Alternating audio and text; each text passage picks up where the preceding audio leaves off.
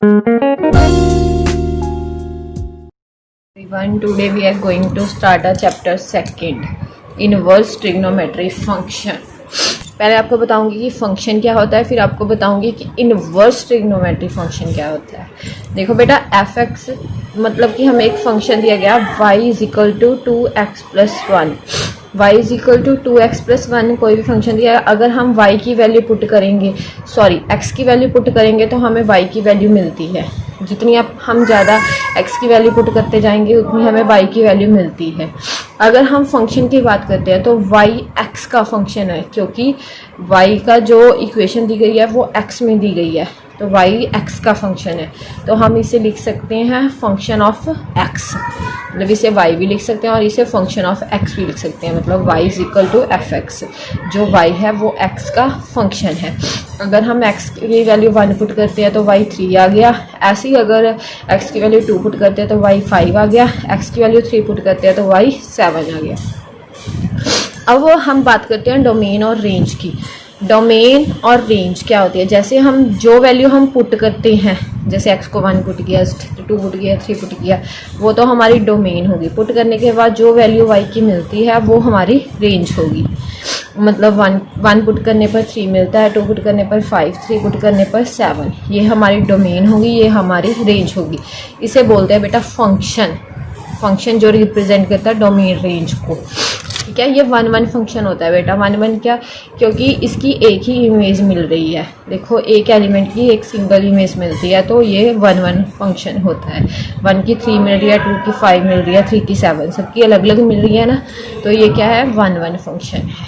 ठीक है बेटा, अब ये तो हो गया फंक्शन।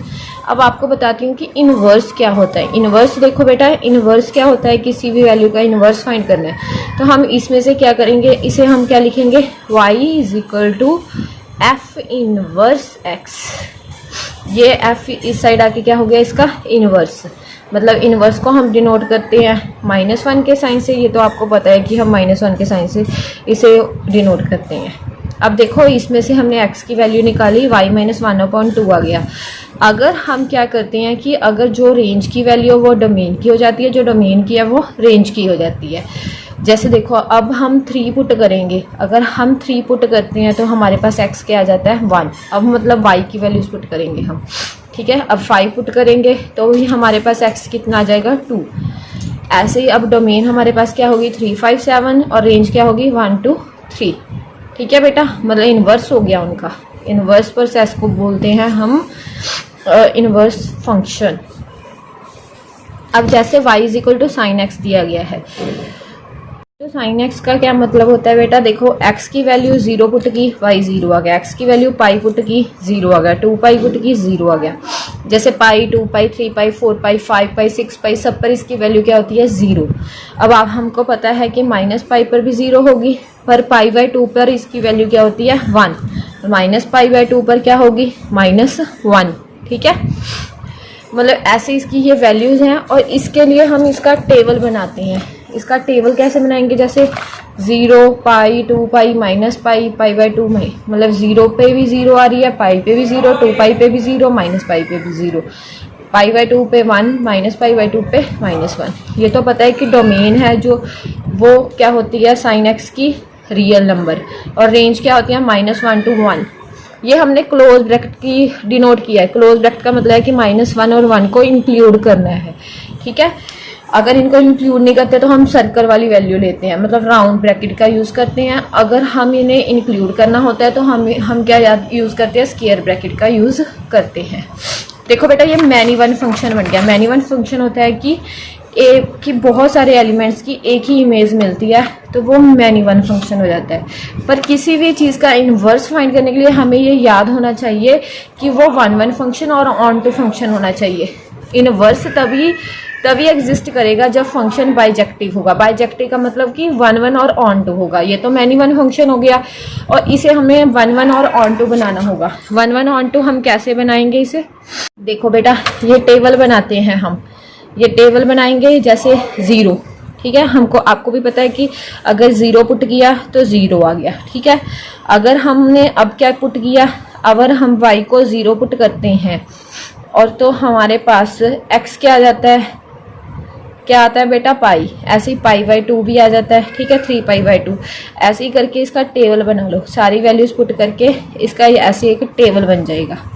टेबल बनने के बाद अब देखो बेटा, यहाँ से लेके यहाँ तक इसकी कोई भी वैल्यू रिपीट नहीं होगी। यहाँ से यहाँ तक, फिर यहाँ से यहाँ तक, या यहाँ से यहाँ तक वैल्यू ले, मतलब अगर -3 पाई बाई 2 से -पाई बाई 2 के बीच की वैल्यू लेते हैं तो भी वैल्यू रिपीट नहीं होगी। अगर इन दोनों के बीच की वैल्यू लेते हैं तो भी रिपीट नहीं होगी। ऐसे ही इन दोनों के बीच भी कोई भी वैल्यू रिपीट नहीं होगी, मतलब या तो 0 आएगा या 1 या -1, सिर्फ एक टाइम आएगा। ऐसे ही इन दोनों के बीच अगर वैल्यू लेते हैं, हमें पता है कि इसकी जो रेंज होती है वो -1 to 1 होती है, और ये ऐसी इसकी रेंज बना ली। अब देखो बेटा, अब इन्वर्स का टेबल बनाते हैं। इन्वर्स का टेबल क्या होगा, क्या इन्वर्स का y = sin x था, तो x क्या हो जाएगा, sin इन्वर्स y हो जाएगा। मतलब पहले x एक्सिस पे बन रहा था, अब ये डायग्राम किस पे बन जाएगी, y एक्सिस पे बन जाएगी।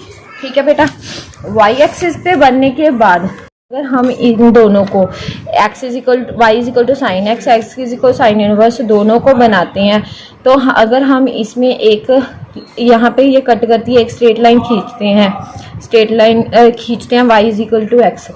अब ये जो लाइन है ये एक मिरर का काम कर रही है कि दोनों साइड बराबर होंगी, सेम होंगी, मतलब ये दोनों वैल्यू सेम होगी, मिरर का काम कर रहे हैं। देखो अगर इसमें हमने लाइन खींची तो भी ये मिरर का काम करेंगे, इस साइड की कोई भी लाइन खींचेंगे तो भी ये मिरर का काम करेंगे। ठीक है, मतलब इसकी जो लाइन है वो क्या होगी, y = x।